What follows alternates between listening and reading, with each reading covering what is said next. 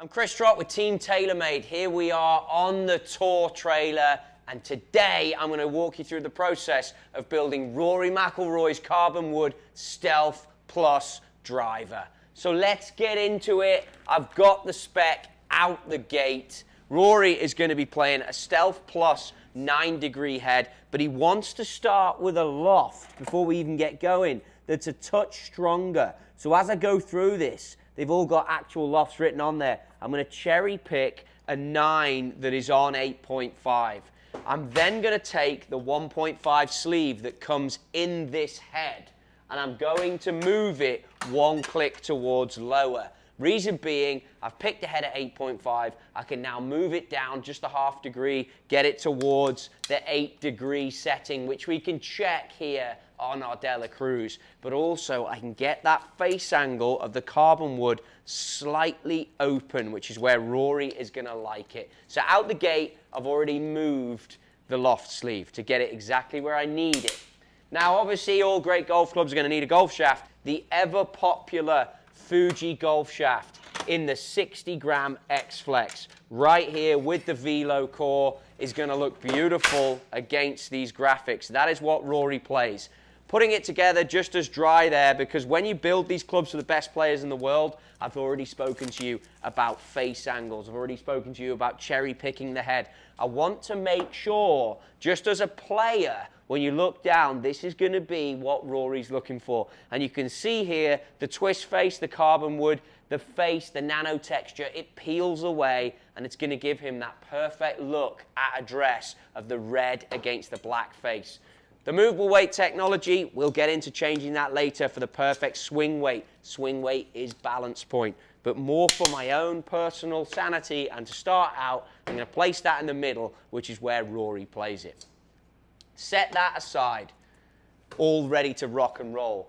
Grab our white marker. Now, Rory tip trims the golf shaft 1 inch. A lot of players do this on the tour. It's in order to cut down into the fibers of the golf shaft and just get that playing a little bit less torque, gonna control the spin easier. These guys are moving at ball speeds sometimes of 190 miles an hour. So just by tipping the club, it's somewhat industry standard. It also changes the feel a little bit and makes it play a little bit more solid, a little bit how the player likes to feel it. Straight through on there, just tip, grind away, pressing very lightly just to remove the paint from the end. Now that'll give it an abrasive edge to bond to when I go to setting it into the golf shaft. Now I moved the sleeve earlier. Again, I want to make sure everything's lined up for the graphics.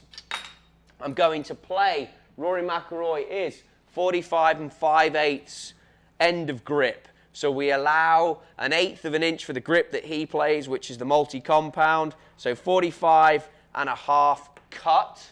That'll give us the 5/8 when we're finished. Marker that up into the circular saw. And when I put it in here, notice that I'm going to twist the golf shaft when I put it in.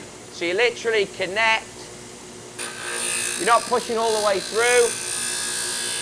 Twist, twist, twist. Perfect. Off it comes. Remove. Done. Now, we have these covers on here, so nothing's going to go into your eyes. All the shaft dust falls down there. The extraction on this tour truck is amazing. Gets rid of anything that's coming off. So you've now got 2 pieces of golf club that are ready to rock pretty much. But of course, we need to stick this together. And this is where the process gets very toury, for want of a better word. I've got my double-sided tape sat there. I'm going to put my epoxy there in a minute. I'm going to use 2 parts black, 1 part honey. So the 1 part honey, I want to measure out. I'm only making 1 golf club here, so I just want to go 2 grams is plenty. Sorry. I'm just going to measure it out here until we get to 1 gram. Perfect. We're only making 1 golf club. Obviously, if I was making a full set, I'd do a lot more here. And then 2 part black to the 1 part honey. So let's take this number up to 3.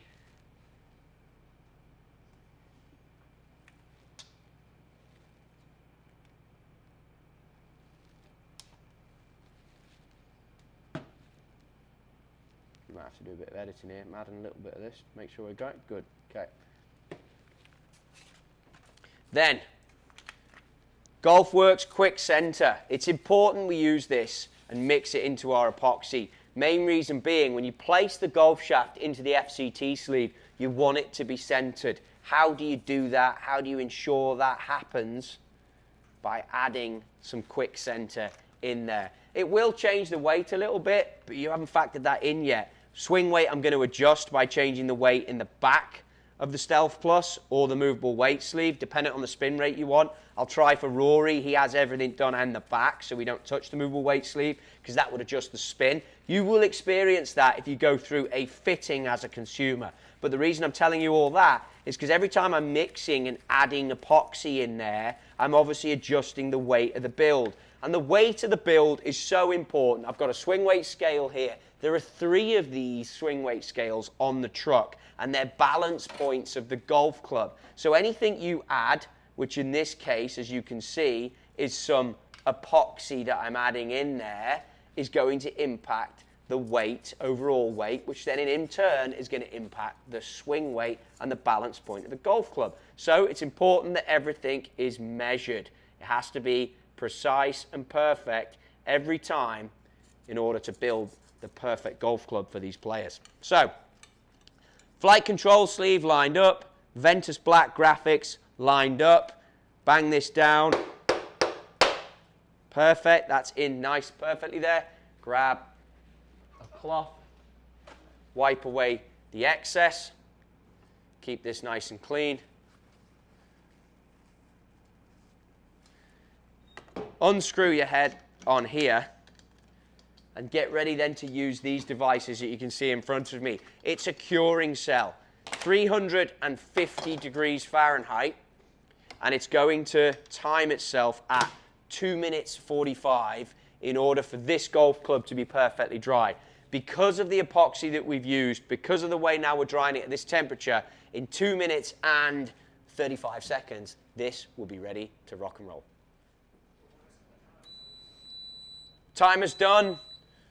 Hit that reset for the next person. Keep Wade happy. Wipe away any excess.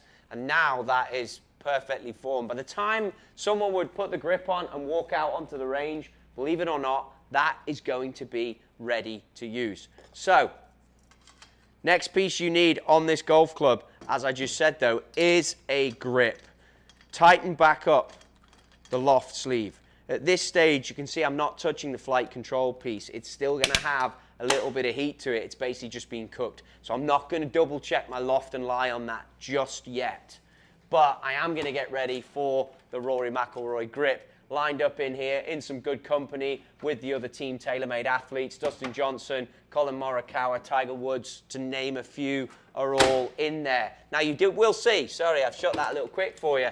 I know, but you guys can see here. Rory, 1+1 on the tapes. And you can see as we come into this area, and check that out. This is one of the great features of this truck. Hydraulic grip station. Think about how quick you guys out there who are assistant pros would be doing your regrips if you had a hydraulic grip system. And I'm actually just lining up as I look down perfectly the carbon wood, the stealth face, the 60 layers, the red, perfectly against the black crown. So I know it's in there square as I look down that way. Now you can see it's 1+1. You got to be thinking, well, why doesn't it just say 2 tapes? Why doesn't it just have 2 tapes on there? Because one of them is going to be a build-up, and that is the 1, okay? Measure out the tape. 1+1, like I mentioned. So you start with the masking tape. 1, rub down the top. It's important now that everything's flat. You don't want to have a ridged tape for tour players. They're going to be very specific on that. So when the first tape goes on, if you're building it up for someone, that's a pretty good example. You would think I might have done this a few million times before, but it's gone on perfectly with no markings. Again, I'm just going to start an edge, so I've got a perfect flat edge. Maybe some of my OCD coming out there, who knows? And then I'm going over the top of the seam now with the +1, which is the double-sided. I'm going over the top of the seam in order to not build the seam up. And again, I'm putting it down so that it's going to fall perfectly underneath the length of the grip. Wrap, flat palm, pull round, and wrap. Done that slowly for you, so anyone out there can pick up any tips if they're regripping, but normally that's done at pace, and everything is looking perfectly smooth on there, ready to go. Any excess, you either cut if you've got loads with the scissors, or you can just push it down the butt end of the shaft. Now, Rory takes, I think, logo up. Let me check on that one. This is going to be absolutely bang on to his build. We're going to have 58 round Golf Pride logo up. He uses the multi-compound, and he uses it, they call it black on black, I think. Obviously, a little white tip at the end. I do quite a lot of fluid just to make sure that'll dry slower than the actual epoxy that we've got on. And again, I knew, I made a mental marker, you could see when I was putting that down. I don't want to overstretch the grip now, but I knew it was going to go roughly a 1/4 inch beyond the tape. Sometimes I'll put the tape all the way, but that's gone on perfectly. Then I'm lining up again with it's a round grip, but these guys are going to be finicky on it and they're going to look. So I'm lining up the top edge here in the decal underneath the P through to the decal in the middle as a marker that the company make in the middle. Then I imagine there's a line going underneath Golf Pride, and then I want the marker down at the bottom end of the grip being perfectly perpendicular and square to the blade. So when I look down there before I take it out of the gripping machine, everything is perfect, I think. Out the gripping machine, flip it round, make sure it's lined up at the back with the graphics you've got, and already you can see this is now becoming a beautiful golf club. So wipe off any of the excess grip fluid, place it down. Remember, you're building this yourself as if you're a player, so start to think about how this would look. Are you going to like that? Is Rory going to like that? So far, so good. Still not going to measure loft and lie because I know from the cherry picking at the start this is going to be where it wants to be. But we get to this point which we talked about. Swing weight machine, swing weight, what is it? Well, I'm going to give you a little bit of a reason and education now as to why this is so important. So it's balance point. So each swing weight, so every bit of weight that I add on the end here, every 2 grams is 1 swing weight. And that's going to then move my weight that I have here for the balance point. Why is it so important? Remember I talked about tipping the golf shaft? It's feel. Every time you change the weights, it changes the way this club feels. As a player comes in and delivers it, it's a different dynamic loft, it's a different ball flight. So we're at D3, so I need to find an extra 4 grams in this head. I also mentioned to you earlier, I can change that through the movable weight technology at the front, and I can start changing the weights in there, or I can do it through this TSS weight at the back, which is also available to you guys out there on a custom fitting.